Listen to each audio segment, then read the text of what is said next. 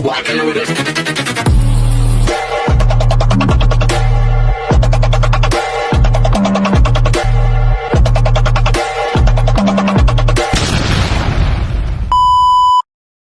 Hi everyone! Good evening, I'm back. This is your Mama Sam dito sa Sam Sam TV. Kamusta naman kayo mga amigo, amiga, kumare at kumpare? Sana lahat kayo ay okay na okay ngayong araw ng Saturday. So ayun, kung ako naman ang tatanungin ninyo, ito, medyo masama ang pakiramdam natin dahil nga siguro sa sobrang pagod din. So yun, so medyo matagal-tagal tayong hindi nakapagkwentuhan dito sa Sam Sam TV kasi nga busy talaga yung Mama Sam ninyo. Ang dami ko talagang ginagawa. Tapos yung energy ko, hindi ko na talaga maibigay pa yung mga gagawin ko sa mga vlogs ko. So yon. So kaya laban lang. Anyway, so I'm back. Ayan na, nagbabalik na tayo. Ayan nga, medyo may sipon tayo ngayon. Pero laban lang, di ba? And then, hello sa lahat syempre ng mga sumusubaybay dito sa Samsam TV. Syempre yung mga nasa parteng Amerika ng bonggang-bongga. Hello sa inyong lahat. At saka syempre, yung mga sumusubaybay din from Europe, Australia, ayan, ang dami dyan. And then plus yung sa Middle East, nako, ang dami-dami nating friends na tumututok dito. At saka syempre sa buong Pilipinas na ngayon may pinagdadaanan nga. Nakakalungkot man isipin wala naman tayong magagawa ganun talaga ang ating weather pag talagang tinamaan tayo ng bagyo. Oh my gosh. Dahil siguro island nga ang Philippines, kumbaga isa siyang maliit na bansa na napapaligiran talaga ng katubigan ay nako, kaya nakakaloka pag binabagyo tayo. Pero sabing ganun, mas malala pa daw yung mga nangyayari sa katulad sa Hawaii, mga ganun, pag sa Guam, pag binagyo daw doon ay mas matindi daw. Pero syempre, hindi pa rin dapat natin nararanasan yung ganyan na grabe yung nangyayari. Nakita ko sa Facebook, no, yung may mga lugar na napinsala ng bonggang-bongga. But laban lang Philippines, kaya natin yan. Diyos ko, sa dami ng bagyong dinaanan ng ating buhay. Diyos ko, maliit na na lang yan. Kumbaga, hindi na yan bago sa atin, di ba? So, yon, laban lang at makakaahon tayo ng bonggang-bongga. So, yon! Tiwala lang tayo sa Diyos. Dito nga sa Thailand, mas grabe yung nangyayari ngayon. Kasi nga, di ba, yung tension na nangyayari between Cambodia at saka Myanmar, Thailand, ayun, Diyos ko, grabe, nakakaloka. Sana matapos na rin yan kasi ang dami nang naapektuhan at yung mga inosente, yun ang kawawa. Kasi wala naman silang pinalaman sa gulo ng Cambodia at saka ng Thailand. Tapos, ayan, ganyan ang pinagdadaanan, di ba? Mas nakakawindang. Pasensya na, sinisipon talaga ang Mama Sam ninyo. Anyway, so pag-usapan natin ngayon si Antonia saka etong si Angelie Ann Scott Kemes, nagkaroon ng conversation sa kanilang vlogs na between sa experience ni Antonia Porcil sa laban niya noong 2023 sa Miss Universe, di ba? Kasi naging first runner-up siya. Sabing ganon, ayon sa mga Taipans, ni si Antonia daw dapat ang wagi noong 2023. So, tingin ba natin, dapat pa nga ba talaga si Antonia ang ipanalo noon? Pero lumabas na rin naman sa bibig ni Antonia mismo yung paliwanag na sinasabi niya na ramdam naman daw niya na hindi daw talaga para sa kanya yon. At yes, nandoon ako na ang Thailand gusto na talaga nilang manalo ng Miss Universe kasi nga 'di ba sa sobrang tagal na rin naman na lumalaban sila, hindi pa sila uli na nanalo. Kahit naman sinong bansa, 'di ba? Yun ang goal na sana manalo ng Miss Universe. At sinuwerte nga nung nakaraang taon si Denmark, nung 2023 si Nicaragua. So kumbaga para panapanahon talaga. At sabi naman ni Antonia sa paliwanag niya, deserve naman daw talaga ni Nicaragua na manalo ng Miss Universe dahil sa sobrang ganda daw ng gown, sobrang ganda daw ng performance. Kumbaga, kanya-kanya strategy game kasi yan na talagang magpapawaw sa audience at saka sa judges, lalo-lalo na sa judges, kung ano yung atake na gagawin ng candidates. Kasi lahat naman ay binigyan naman sila talaga ng opportunity na maipakita. Sabi ni Antonia, siguro daw, kung mas binonggahan pa daw niya ng todo-todo, ay baka siya na daw ang nanalo. Ako, parang feeling ko, yung time na yon ano mahina din naman kasi talaga yung laban ni Antonia. Yung I mean, ang swerte niya nga kasi nakarating na siya ng first runner-up di ba? As in na italon niya na yung sarili niya doon sa first runner-up dahil kung tutuusin yung performance naman na nakita natin kay Antonia, parang feeling ko hindi naman pan top 5 charot.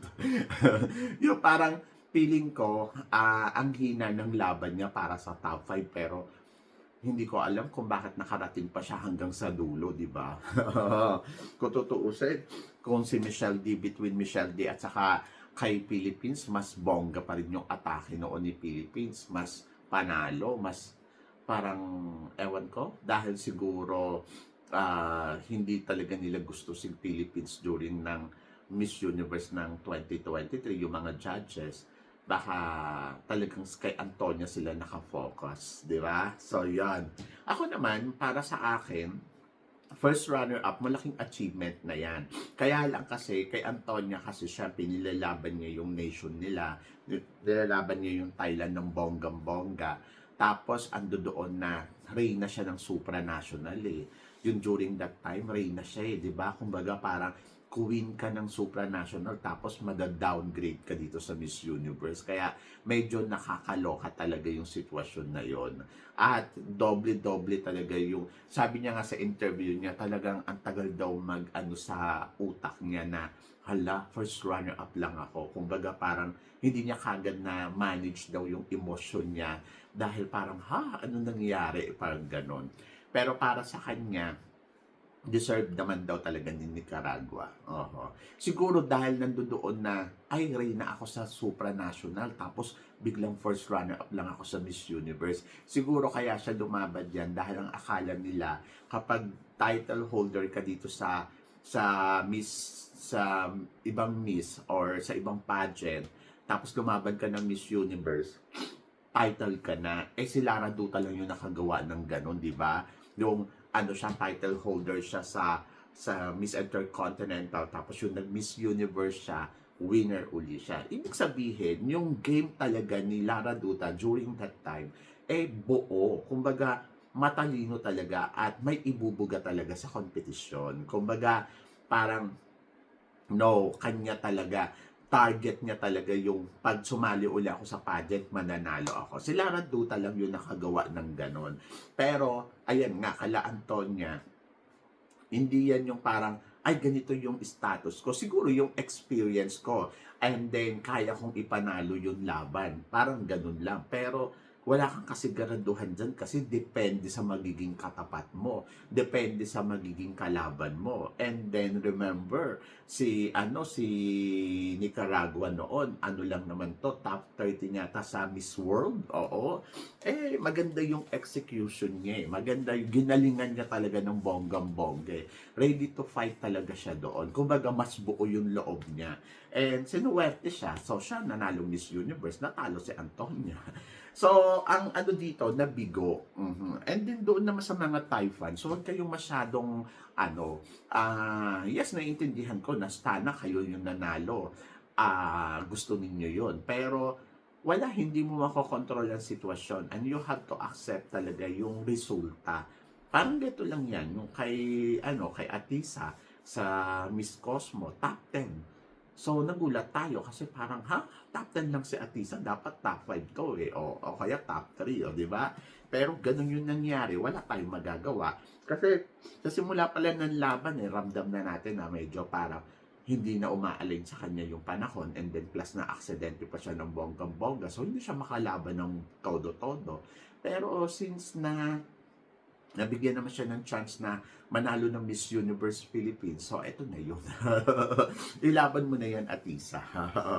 At itodo mo na yan. So, I hope, di ba? So, yon. So, talagang nandoon talaga yan sa strategy game ng mga kandidata, kung paano sila mag-execute, kung paano nila ilalaban, at higit sa lahat, dapat yung diskarte ninyo talagang dapat may pasabog, yung pasabog na tipong may pasopresa ka nang mapapawaw sa'yo yung mga judges, at para ikaw yung mapili. Ayun yung sabi ni Antonia. At si Antonia naman, Actually, naiyak siya eh.